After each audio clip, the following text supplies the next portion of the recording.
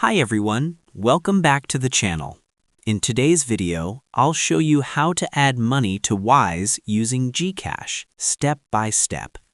Even if you have zero knowledge about Wise and no bank account linked, don't worry, I'll explain everything in the simplest way possible.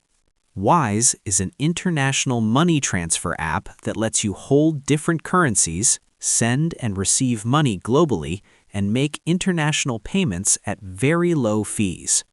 Wise is available in the Philippines and is commonly used for freelancing, online payments, and international transfers. To get started, download the Wise app from the Play Store or App Store. Open the app and sign up using your email, Google, or Apple ID. Select Philippines as your country. You'll need to verify your mobile number and complete identity verification using a valid ID like a passport or national ID. You do not need to link a bank account at this stage. Now here's something very important you need to know. Wise does not support direct GCash top-ups. You cannot send money straight from GCash to Wise. But don't worry, there is one working method, and I'll show you that. If you have a GCash debit card, you can try adding money directly to Wise using the debit card option. In Wise, tap Add Money, choose Debit Card, and enter your GCash card details.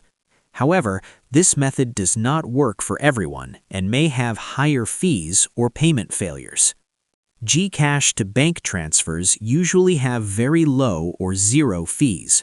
Wise charges around 0.5 to 1% depending on the currency. For beginners, I recommend starting with a small amount.